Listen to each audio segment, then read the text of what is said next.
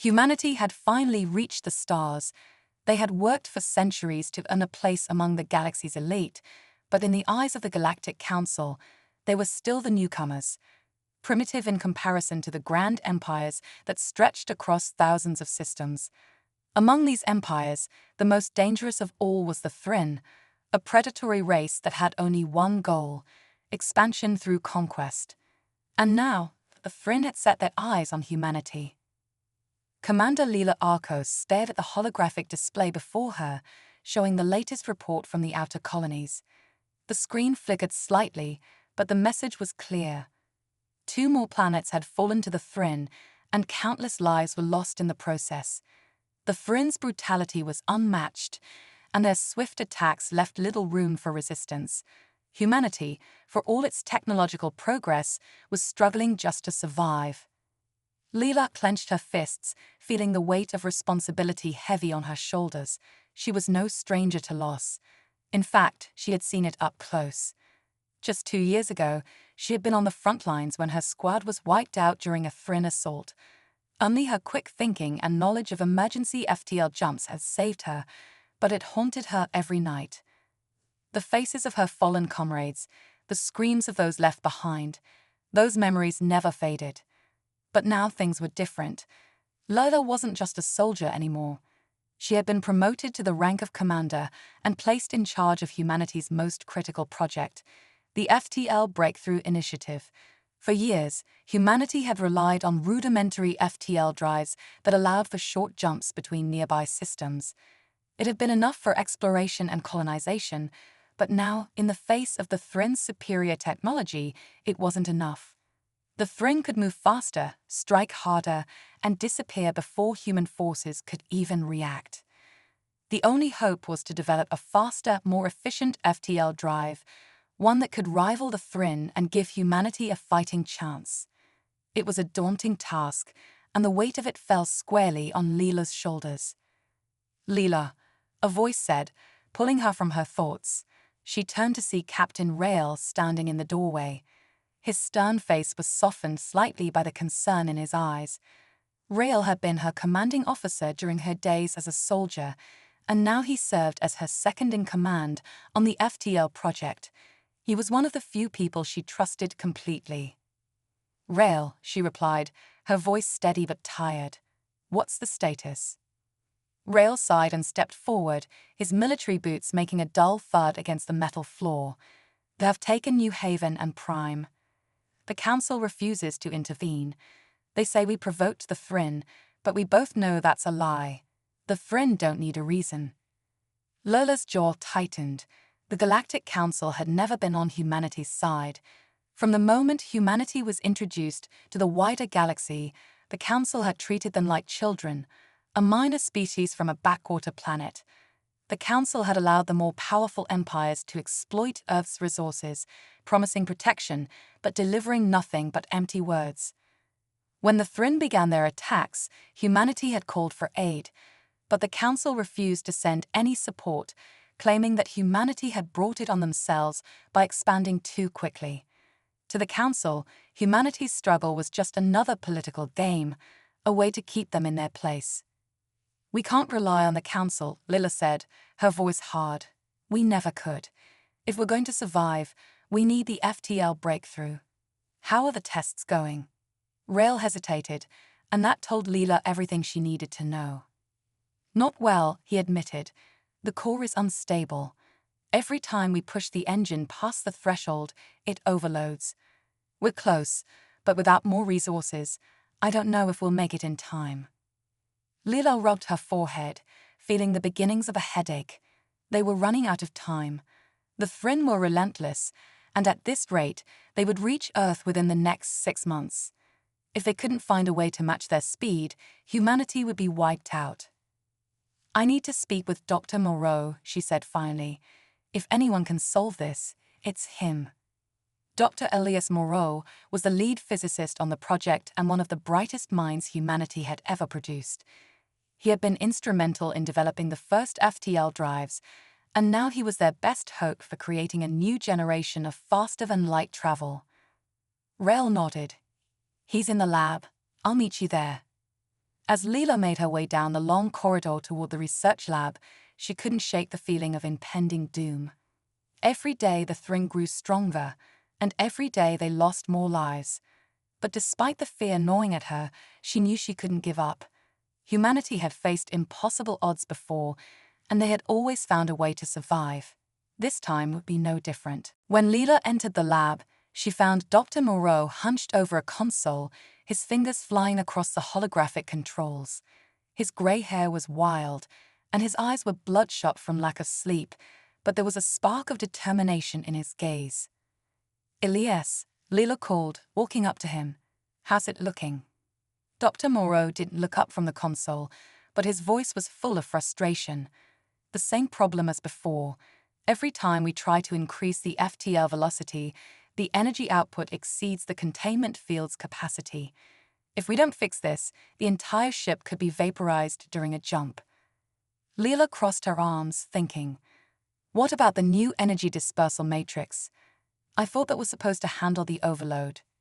"It's working to an extent," Dr. Moreau replied, "but not at the levels we need. If we try to make a jump to another galaxy with the current design, it'll fail, and we don't have the luxury of testing it under real combat conditions. One mistake, and it's over." Leela paced the room, her mind racing. There had to be a way. Humanity had always thrived on adversity. When Earth was faced with ecological collapse, they had developed fusion energy. When the first colonies struggled to survive in hostile environments, they had invented atmospheric stabilizers. Every challenge they had faced, they had overcome. This would be no different. "Can we scale back the output without compromising the speed?" she asked, her voice sharp with determination. Dr. Moreau finally looked up, his brow furrowed in thought. "It's possible. We could try distributing the energy load across multiple smaller reactors, but it would require more ships, each outfitted with their own FTL drive. It's risky, but it might work." "It's better than nothing," Leela said. "We need to get this operational, and we need to do it now. The Thrin won't wait for us to get it right." Rael entered the lab just as Leela finished speaking. "We have news," he said, his voice grim. "The Thrin fleet is mobilizing. Intelligence suggests they're preparing for a full-scale assault on Sol." Leela's heart sank. The Sol system, the heart of human civilization. If the Thrin attacked there, it would be the end. Earth would fall, and with it, the hopes of every human in the galaxy. "We don't have time," Leela said, her voice barely above a whisper. "We have to make this work." Dr. Moreau met her gaze, his eyes filled with the same determination she felt burning inside her. "Then let's make history. Against the odds." The Sol system was the heart of human civilization, and now it was under direct threat. The Thrin, with their overwhelming technology and ruthless methods, were moving in for the kill. For Commander Leela Arcos, the pressure was mounting. Every second that ticked by felt like a countdown to humanity's extinction. The command center of the FTL Breakthrough Initiative was a hive of activity. Scientists and engineers worked feverishly at their stations, the hum of machinery and the occasional crackle of a communications channel filling the air. Everyone knew what was at stake. Failure wasn't an option. Leela stood at the central command console, her eyes scanning the holographic display that showed the growing Thrin fleet. The alien ships were massive, sleek, and deadly. Each one was a war machine designed to destroy and conquer. Humanity's fleet, by comparison, looked fragile. There were fewer ships, and they lacked the advanced weaponry that the Thrin possessed. But they had something the Thrin didn't, the will to survive. "How long until the Thrin reach the outer defense perimeter?" Leela asked, her voice sharp as she turned to Rael, who was monitoring the tactical feed. "Less than 5 days," Rael replied grimly. "We've mobilized what remains of our fleet, but it won't be enough to hold them off. Not without a breakthrough." Leela nodded, her mind racing. They had 5 days, 5 days to perfect the new FTL drive and give humanity a fighting chance. If they could deploy the new technology in time, they might be able to outmaneuver the Thrin, striking them where they least expected and buying Earth the time it needed to regroup. "We need to focus on deploying the smaller reactors," Leela said, turning to Dr. Moreau, who was working tirelessly at a nearby console. "Can we start fitting them onto the ships we have now?" Dr. Moreau ran a hand through his disheveled grey hair. "It's risky," he said, not looking up from his work. "The reactors aren't fully tested. One mistake, and we could lose entire ships, but it's better than waiting to be annihilated." Lila's jaw tightened. The thought of sending untested technology into battle was terrifying, but what choice did they have? Every minute spent hesitating was a minute closer to humanity's extinction. The Thryn would show no mercy. They never had. "Do it," she said, her voice firm. "We can't afford to wait." Dr. Moreau gave a curt nod and immediately began relaying orders to his team. Engineers scrambled to gather the necessary components, and within moments, the lab was buzzing with activity. They were going to make this work, no matter the cost. As Leela watched the controlled chaos unfold, a young officer approached her, holding a data pad. "Commander Arcos, you have a secure message from Admiral Stavros." Leela's heart skipped a beat. Admiral Stavros was the highest-ranking officer in the human defense fleet and one of the few people in the upper command who had consistently supported the FTL project. If he was reaching out now, it could only mean one thing. The situation was worse than they thought. "Patch it through," Lila said, taking the data pad from the officer. The screen flickered to life, revealing the stern face of Admiral Stavros. His dark eyes were set in a deep frown, and his voice was low and serious when he spoke. "Commander Arcos, I don't have much time. The Thryn fleet is larger than we anticipated. Our outer colonies are collapsing faster than projected, and I've been ordered to pull back to Sol to defend Earth itself." Lila's stomach twisted. The Thryn were moving even faster than they had predicted. Every calculation they had made was off, and now the entire human fleet was being pulled back to defend Earth. It was the last stand, the final defense. "Admiral, we're working on the new FTL technology as we speak," Leela said, trying to keep her voice steady. "We're close, but we need more time. If you can hold the Thryn off for just a few more days." "I don't have a few more days," Stavros interrupted, his voice hard. "The Thryn will be at Earth's doorstep within 72 hours. If your team can't deliver the new drive by then, humanity is finished." Layla's heart pounded in her chest. 72 hours. That was all they had. She had known the situation was dire, but hearing the timeline laid out so clearly made it all the more real. If they didn't succeed, Earth would fall. Every human life, every dream, every hope, they would all be extinguished in the blink of an eye. "I understand, Admiral," Lila said, her voice quieter now. "We'll do everything we can." Stavros nodded once, his expression grim. "I'm counting on you, Commander." Stavros out. The screen went dark, and Lila let out a shaky breath. 72 hours. It wasn't enough time. Not for the level of complexity they were dealing with, but they had no choice. They had to make it work. Rael approached her, his face etched with concern. What did he say? "They're pulling the fleet back to Earth," Lila replied, her voice tight. "We have 72 hours before the Thryn reach Sol." Rael cursed under his breath, his fists clenching at his sides. "Damn it. We're not ready." "We don't have a choice," Lila said, turning to face him. "We need to make this work, Rael. If we don't, Earth is gone." For a moment, they stood in silence, the weight of the situation pressing down on them. Then, slowly, Rael nodded. His eyes hardened with determination. "We'll make it work," he said. "We always do." The clock is ticking. In the depths of the underground research facility, the atmosphere had changed. It was no longer just a race to achieve the unthinkable. It was a race for survival. The weight of impending doom hung over everyone like a suffocating blanket, driving them beyond the limits of exhaustion. And at the center of it all stood Commander Lila Arcos, her mind in overdrive, trying to juggle impossible odds. Commander, we've managed to integrate the new FTL reactors into 3 of our cruisers, but we're encountering serious stability issues, reported one of the engineers, his face pale from the stress. At this rate, we won't be able to deploy them across the fleet in time. Lila's expression hardened. Every piece of bad news was another dagger to their hopes. Yet she had no room for hesitation. What's the source of the instability? She asked, forcing her voice to stay steady. The reactors are generating too much power too quickly, the engineer explained. We're struggling to regulate the output. It's like trying to hold back a tidal wave with a paper dam. Can we reconfigure the energy conduits? Rail chimed in from across the room, his fingers flying across a control panel as he pulled up schematics. If we reroute excess power through auxiliary systems, we might be able to handle the overload.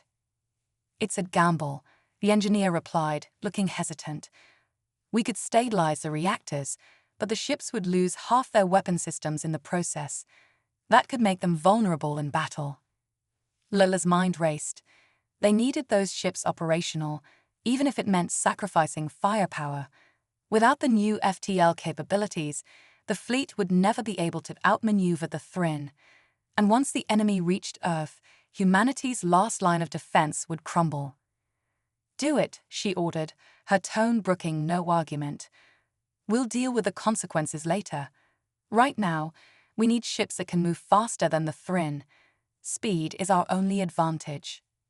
The engineer nodded and rushed off to relay the orders. Lila turned back to Rail, who was already working on recalibrating the energy systems.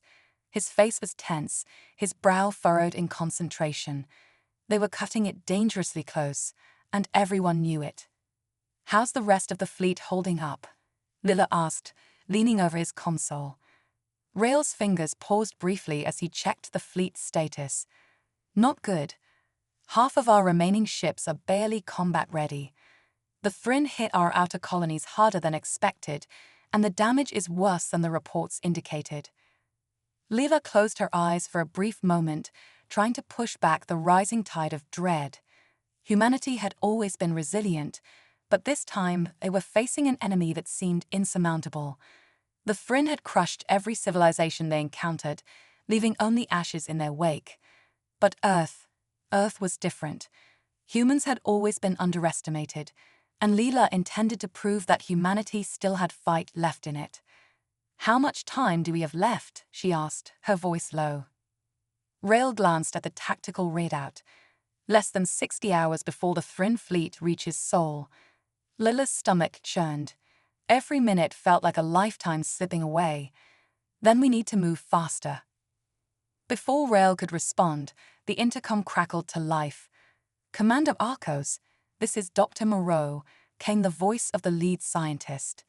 There was a hint of urgency in his tone. I need you in Lab 2 immediately. We've hit a breakthrough, but you're going to want to see this in person. A breakthrough. Lila's heart skipped a beat. Without hesitation, she turned to Rail. Keep working on the fleet. I'll be back as soon as I can. Rail nodded, his expression serious. I've got it covered. Go. Lila hurried through the narrow corridors of the facility, her boots echoing off the metallic walls. The tension in the air was palpable, and every person she passed wore the same grim expression. But there was a flicker of hope now, faint but undeniable. When she reached Lab 2, Dr. Moreau was waiting for her, his face flushed with excitement. The lab was cluttered with equipment and half-finished prototypes, but at the center of the room was something new, something that made Lila's breath catch in her throat. It was a sleek, cylindrical device, pulsing with a soft blue glow. Wires and conduits snaked out from its base, connected to various consoles and monitors that beeped softly in the background. Moreau stood next to it, practically vibrating with energy. What is this? Lila asked, her eyes wide as she approached the device. This, Moreau said, his voice barely containing his excitement, is the key to turning the tide. Lila raised an eyebrow. I thought the FTL drive was our only hope. What is this supposed to be? Moreau's grin widened. The FTL drive is still crucial, but this This is something we didn't think was possible. It's an energy dampener. We've been working on it as a side project, but with the latest breakthroughs in our reactor design, we've figured out how to scale it up. Energy dampener, Leela echoed, still trying to wrap her head around what he was saying. In simple terms, it can nullify energy signatures from other ships. The Thrin's technology relies heavily on energy tracking for targeting and navigation. If we can deploy this dampener in the field, we could effectively render our ships invisible to their sensors. Lila's eyes widened.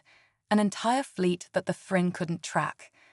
That would give humanity a massive advantage, allowing them to strike from the shadows, moving without being detected. It could be the game changer they needed. How long until it's operational? She asked, her voice sharp. Moreau hesitated. It's still in the testing phase. We've only built this prototype, and scaling it up will take time.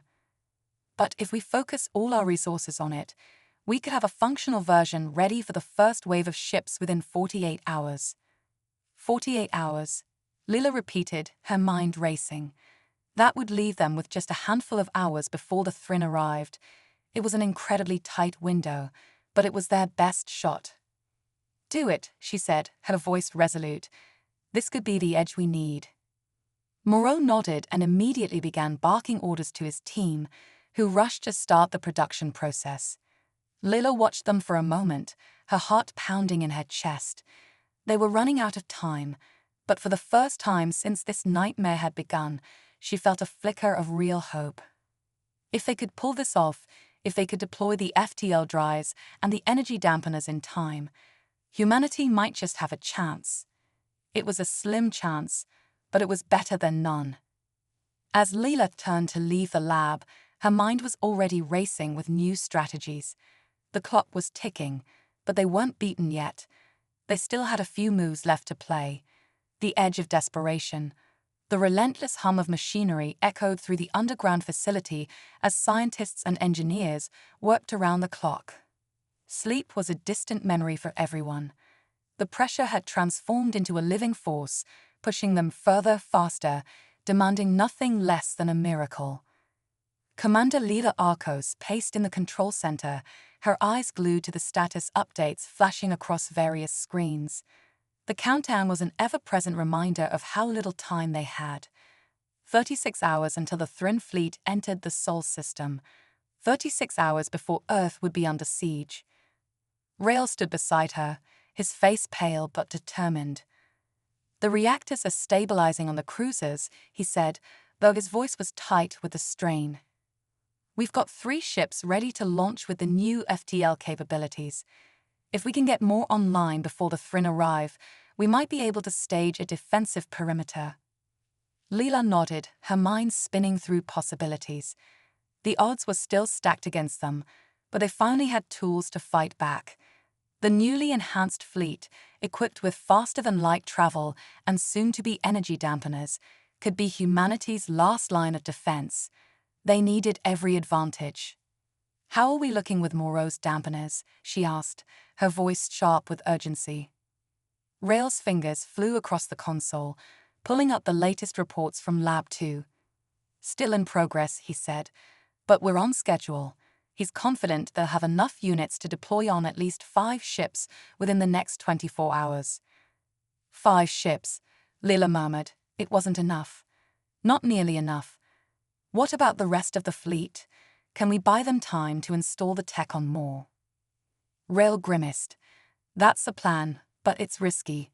We'll be throwing ships with less firepower into the fight.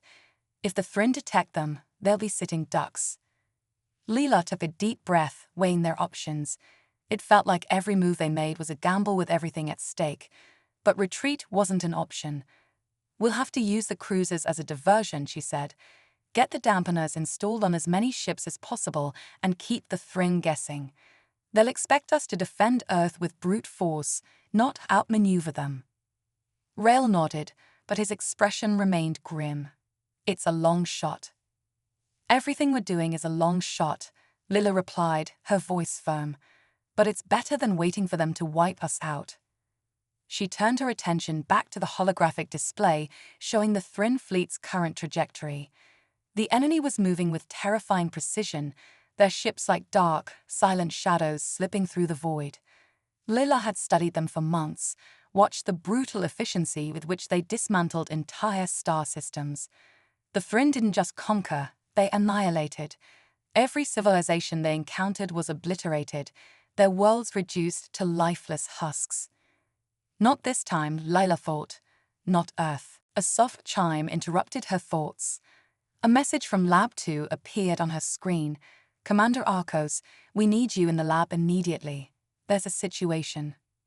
Lila's heart sank. A situation. That was the last thing they needed right now.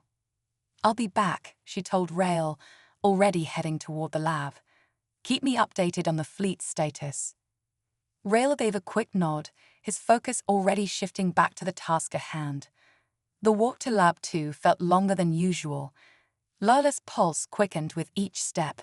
She couldn't afford another setback. Not now. When she arrived, the atmosphere was tense.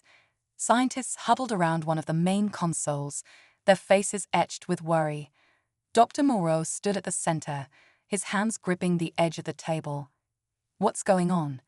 Lila demanded as she stepped into the lab. Moreau turned to her, his expression unreadable. We've run into a problem. Lila felt her stomach tighten. Define problem. Moreau exhaled sharply, running a hand through his hair. The dampener prototype we've been working on. It works, but not like we expected. The field it generates is unstable. We can hide our energy signatures from the Thryn, but if the field collapses mid-operation, it'll overload and create a massive energy spike. Lila's eyes narrowed. How massive? Moreau hesitated, clearly choosing his words carefully. Massive enough that it could be detected across the system. If the Thryn pick up on it, they'll know exactly where our ships are. And if we can't stabilize it, the risk of collapse increases exponentially.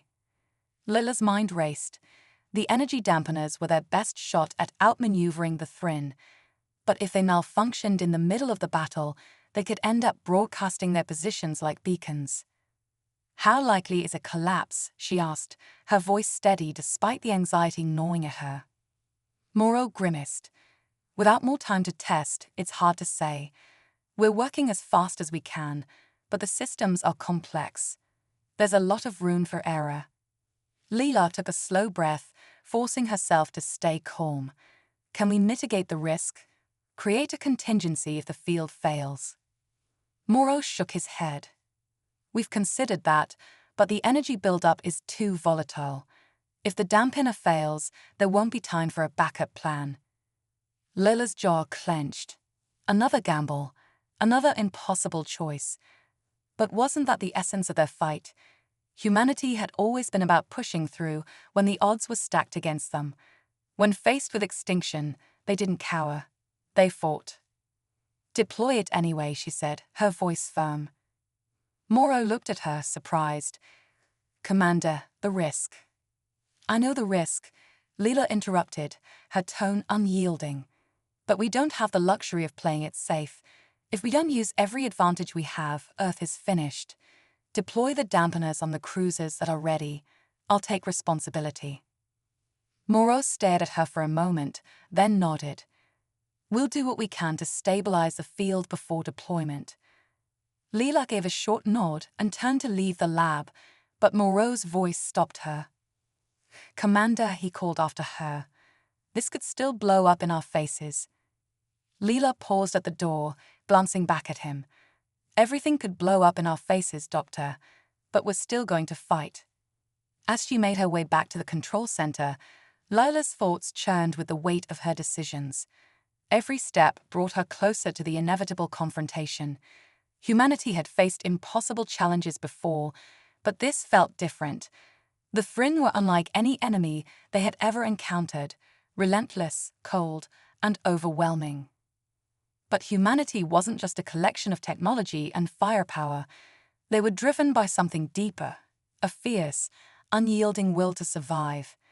It was that spirit that had kept them pushing forward through centuries of adversity. And now, standing on the brink of annihilation, it would be that same spirit that guided them through. Back in the control center, Rail glanced up as she entered, his face tight with focus. What did Moro say? Leela didn't waste time with explanations. Deploy the dampeners. We're going all in. Rail's eyes widened for a brief moment, but he nodded without argument. He trusted her. They all did. They had to. We'll be ready, he said. Leela took her place in front of the main tactical display, watching the Thryn fleet inch closer and closer. She could feel the weight of her decisions pressing down on her, but she didn't falter. There was no room for doubt. All units, she called out, her voice strong and clear over the comms. This is Commander Arcos. We're deploying the first wave of ships with the new FTL drives and dampeners. I know the risks, but this is our best shot. Hold the line. Protect our home. Humanity's survival depends on it. As the fleet mobilized, Leela's heart pounded in her chest. The edge of desperation was sharp, but it was in moments like this that humanity had always found its strength. They would fight. They would endure. And if the Thryn thought Earth was easy prey, they were about to learn just how wrong they were. The first strike. The fleet was ready. Commander Leela Arcos stood on the bridge of the Resolute, watching the final checks come through.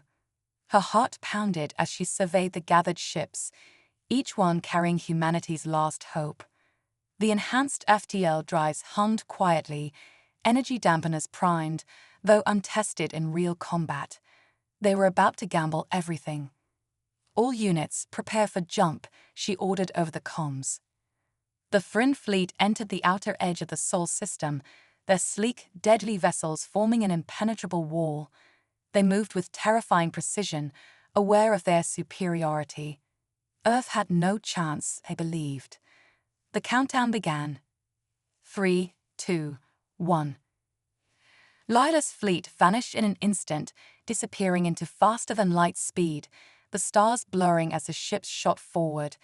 They reappeared moments later, directly behind the Thryn forces. Now, Leela barked.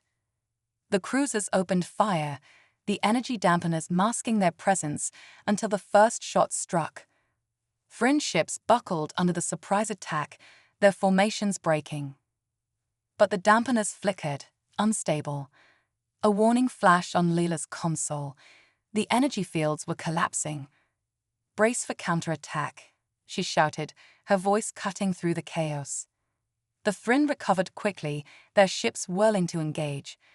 Plasma bursts rained down on the human fleet as explosions lit up the darkness. For every Thryn ship that fell, 2 more replaced it. Leela's jaw clenched as the Resolute rocked under fire. This was only the beginning. They had made their move, but the real battle was yet to come. A desperate defense. The human fleet was in disarray. Thryn ships regrouped faster than anyone expected, their weapons tearing through the weakened energy dampeners. Explosions blossomed in the void as several human vessels were hit, debris spinning out of control. The Resolute bucked under another direct hit, lights flickering across the bridge as Commander Leela Arcos gripped her chair. Shields down to 30%. We can't take another hit like that, her tactical officer shouted. Hold steady. Leela barked, her voice ironclad. We hit them hard once. We can do it again. Her mind raced. They had managed to surprise the Thryn, but the cost was high. The new technology was their ace, but it wasn't enough. Not yet, they needed time. Deploy the drones. Set them to confuse the targeting systems, Leela ordered. Swarms of drones burst from the fleet, forming erratic patterns around the ships. The Thryn struggled to lock on, their weapon systems thrown off by the interference. It bought humanity a few precious moments. Captain, we've lost the Vanguard and the Solaris. Casualties are mounting. The voice of her second-in-command came over the crackling comms. Leela gritted her teeth. This wasn't how it was supposed to go. They were supposed to be the spear that shattered the Thryn line, not the prey caught in a death spiral. But humanity had no choice. They couldn't retreat. Earth lay behind them, vulnerable, with no other line of defense. Bring us about, target their command ship, Leela said, steely resolve in her voice. If they could take out the Thryn leadership, they might still have a chance to turn the tide. As the Resolute turned, the flagship of the Thryn loomed large on the view screen. It was enormous, bristling with weaponry and shields that seemed impenetrable. But if they could disable it, the rest of the fleet might falter. "Prepare for full power to forward weapons," she said, gripping the arms of her chair as the crew scrambled to comply. The Thryn command ship began to unleash devastating salvos toward the Resolute, but the human drones provided just enough cover. Plasma bolts streaked past, barely missing their target. "Fire," Lila commanded. The Resolute's main guns erupted, streams of energy converging on the Thryn command ship. The first few blasts barely made a dent in its shields, but Lila didn't flinch. This was a fight they couldn't afford to lose. Another volley struck the Thryn vessel, and for a moment its shields flickered. "Direct hit. They've got damage to their shields," someone shouted. "Keep firing," Lila shouted back. This was it, the opportunity they needed. But just as they readied for another shot, a warning flashed on the console. "Incoming Thryn reinforcements," the officer said grimly. More ships appeared on the scanners, rapidly closing in on their position. Lila's heart sank. The odds were stacked higher than before, but the mission was clear: keep Earth safe at all costs. They weren't backing down, no matter how desperate things became. "Divert power to engines," Lila ordered. "We need to stay mobile, keep hitting them, keep them off balance." The fleet moved as one, dancing through the void as more Thryn ships descended. It was chaos, but the humans fought with everything they had. The drones swarmed, their ships dodged and fired, and through it all, the will to survive kept them going. But with every passing moment, more human ships were lost.